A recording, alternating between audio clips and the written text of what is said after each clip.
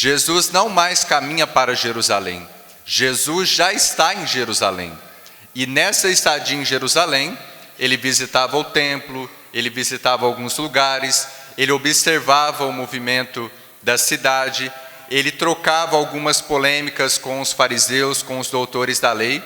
E o evangelho de hoje, que está no capítulo 12, nos diz que Jesus, ao visitar o templo, ele começou a observar aqueles que depositavam as suas doações nos cofres que ficavam na porta do templo. E Jesus, ele não olha somente as aparências. Nós, seres humanos, muitas vezes fazemos isso.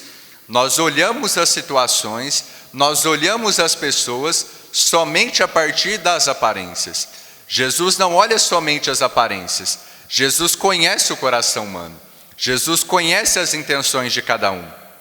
E no evangelho de hoje, Jesus se volta para uma categoria de pessoas e depois se volta para uma pessoa em particular.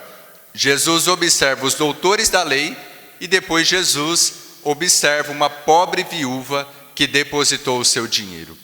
Jesus, quando ele observava os doutores da lei, ele já nos faz um alerta. Ele começa dizendo: cuidado com os doutores da lei. Os doutores da lei eram aqueles homens que entendiam a Torá, que entendiam a lei, aqueles homens que tinham um conhecimento mais profundo e que até eram admirados por grande parte do povo. Só que os doutores da lei, entre eles os escribas e os fariseus, eles colocavam roupas muito vistosas, eles gostavam de serem vistos, eles queriam os lugares de privilégios, os lugares de honra na sociedade, nos templos religiosos. Então Jesus fala que nós precisamos tomar cuidado com os doutores da lei, porque eram exibicionistas.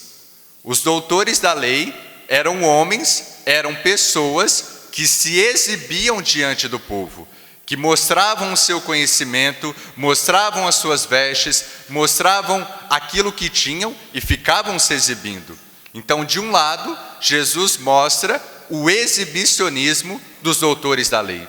De outro lado, Jesus mostra e nos fala da discrição daquela pobre viúva. Então, aquela pobre viúva que certamente não foi observada pela maioria do povo, aquela pobre viúva deposita 2 moedas no cofre. Enquanto alguns depositavam grandes quantias, ela depositou 2 moedas, que era um valor insignificante. Para vocês terem uma ideia, seria para nós o quê? 2 centavos. Cada moeda seria o equivalente a 1 centavo. Foi aquilo que aquela pobre viúva depositou.